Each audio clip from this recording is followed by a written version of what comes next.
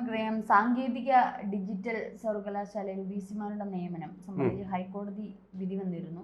2 വിസിമാരെയും പുറത്താക്കണമെന്നുള്ള രീതിയിലായിരുന്നു വിധി വന്നിരുന്നത്. പക്ഷേ ഇപ്പോൾ ഗവർണർ അത് സുപ്രീം കോടതിയിലേക്ക് വീണ്ടും ഹർജി നൽകിയിരിക്കുകയാണ്.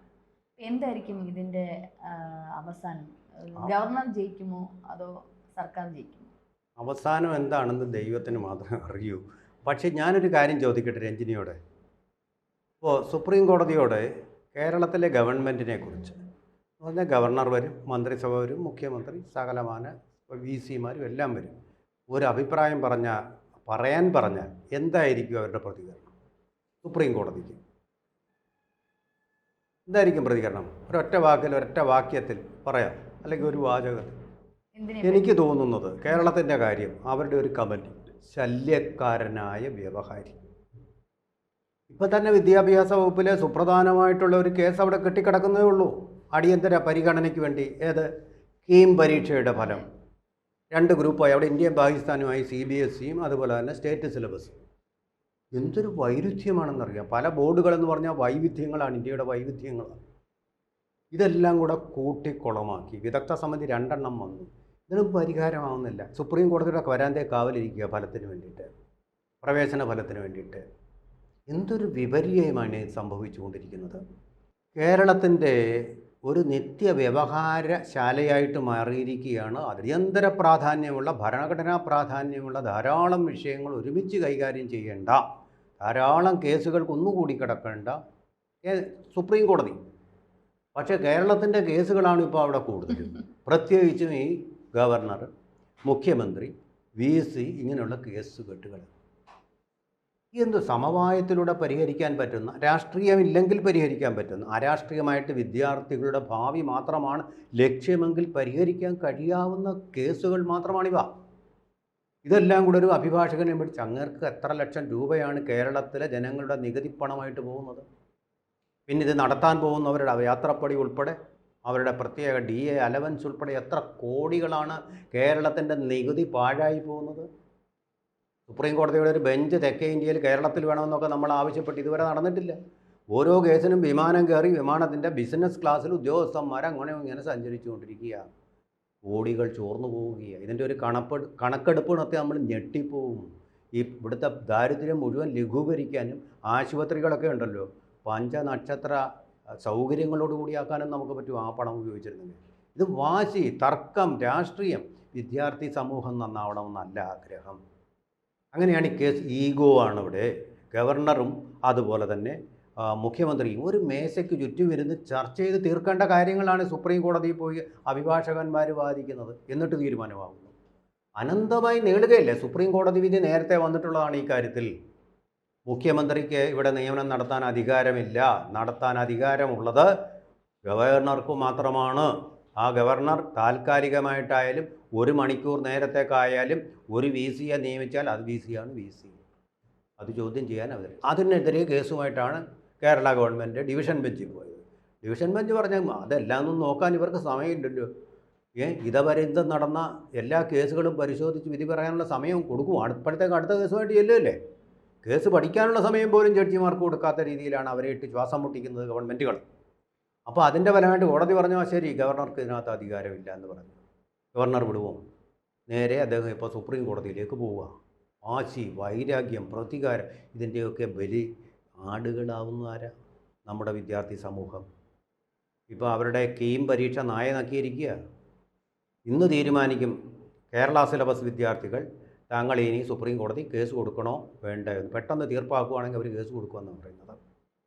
നമ്മൾ യമനിലെ കാര്യത്തിലൊരു തീരുമാനമാക്കി, യമനിലെ നിമിഷപ്രിയയുടെ കാര്യത്തിൽ തീരുമാനമാക്കി.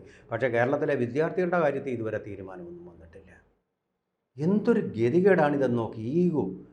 സർവകലാശാലയുടെ ഭരണം, ഇപ്പോഴത്തെ ഭരണം തന്നെ മര്യാദയ്ക്ക് നടത്തിക്കൊണ്ടു പോകാൻ കഴിയാത്ത കേരള ഗവൺമെൻറ് എന്തിനാണ് ഈ സർവകലാശാല ഇവിടെ ഏറ്റെടുക്കാൻ പോകുന്നത്? ഗവർണർ വന്ന് അദ്ദേഹവുമായിട്ടും ഇത്തരത്തിൽ തർക്കങ്ങളായിരുന്നു. അപ്പൊ ഇവർക്ക് ആരെയാണ് പിടിക്കുന്നത്? അപ്പൊ ഗവർണർമാരുടെ പ്രശ്നമല്ല, സർക്കാരിന്റെ പ്രശ്നമാണ്. സർക്കാരിന്റെ പ്രശ്നം. അപ്പം ഒരു ഗവർണർ വന്നു, അദ്ദേഹമാണ് പ്രശ്നം എന്ന് പറഞ്ഞാൽ അദ്ദേഹത്തിന്റെ പോച്ച് പുറത്തേ അടിച്ചു. അപ്പൊ അടുത്ത ഒരു ഗവർണർ ആറിലേക്ക് വന്നപ്പോ ഓക്കെ, ഇദ്ദേഹം നല്ല മനുഷ്യനാണ്, വിരുന്ന് കൊടുക്കുന്നു, സദ്യ കൊടുക്കുന്നു. പക്ഷേ കുറച്ച് ദിവസം കഴിഞ്ഞപ്പോഴത്തേനും അദ്ദേഹം കരടായിട്ട് മാറി. പണ്ടൊരു ഞാനൊന്നും പറഞ്ഞോട്ടെ സാർ, ഇതിനു മുമ്പ് സർവകലാശാലകളുണ്ടല്ലോ ഇത്തരത്തിലുള്ള ഈ പറഞ്ഞ ലജ്ജിക്കുന്ന തരത്തിലുള്ള വിഷയങ്ങൾ ഗവർണർമാരുമായിട്ട് ഉണ്ടായിട്ടുണ്ടോ? മുമ്പ് ഇതുപോലെ ഉണ്ടായിട്ടില്ല. ഗവർണർ ആരാന്ന് നമ്മളങ്ങനെ ശ്രദ്ധിക്കത്തേ ഇല്ല. അതെ അതെ അതെ, ഇങ്ങനൊരു കേസുകൾ ഉണ്ടായി. ഇങ്ങനെ കേസുകൾ ഗവർണർമായിട്ടൊരു പോരാട്ടത്തിലേക്ക് ഈ പറഞ്ഞ യൂണിവേഴ്സിറ്റികളുണ്ടല്ലോ, അതെ അതെ, ഭംഗിയായിട്ട് ഇത്ര ഭംഗി സമരങ്ങളെ സഭയ്ക്കാരുടെ സമരം കൊണ്ട് ഉള്ള പഠിപ്പ് മുടക്കുകളായിരുന്നു അന്നത്തെ പ്രധാനപ്പെട്ട വിഷയം. പഠിക്കുന്നവർക്ക് പഠിക്കാൻ പറ്റാത്ത ഒരു സാഹചര്യം അവർ സൃഷ്ടിച്ചിരുന്നു. അതല്ലാതെ വി സിമാരുമായിട്ടുള്ള ഏറ്റുമുട്ടൽ, ഈ ഫുട്ബോൾ കളി, ഈ മത്സരങ്ങളൊന്നും അന്ന് നടന്നിട്ടില്ല. പോസ്റ്റിലേക്ക് അടിക്കുക ഗോൾ, അടുത്ത ഗോൾ ഇങ്ങോട്ട് അടിക്കുക, ഇതിങ്ങനെ തുടർന്നുകൊണ്ടേയിരിക്കുന്ന ഒരു പ്രക്രിയയായിട്ട്. ഈ ഉന്നത വിദ്യാഭ്യാസ വകുപ്പിന് ഒരു പ്രത്യേക മന്ത്രിയൊക്കെ വന്നതിന് ശേഷമാണെന്ന് തോന്നുന്നു ഇത്രയും പ്രശ്നങ്ങൾ അവരുടെ കൈകളിലേക്കെല്ലാം വരണം എന്നുള്ള ഒരു അവരുടെ ധാർഷ്ട്യമല്ലേ, പിടിപ്പ് കേടും. അതാണല്ലോ കീം പരീക്ഷയെ കണ്ടിട്ടത്. അവസാന നിമിഷം വന്ന് ഇതിലെ റാങ്കിങ്ങിൻ്റെ പിന്നെ പ്രോസ്പെക്റ്റസ് വന്നു അവസാന നിമിഷം. പിള്ളേരെല്ലാം കഷ്ടപ്പെട്ട് പരീക്ഷ എഴുതി ഏത് പ്രോസ്പെക്റ്റസ് ആണോ അവർ വായിച്ചത് അതിന് വിപരീതമായിട്ടുള്ളൊരു പ്രോസ്പെക്റ്റസ് ഈ അലോട്ട്മെൻറ്റിൻ്റെ 1 മണിക്കൂർ മുമ്പ് സമർപ്പിക്കുക. അതാണല്ലോ അവിടെ പ്രശ്നം ഉണ്ടായത്. അത് പിടിപ്പുകേടും വിവരക്കേടും.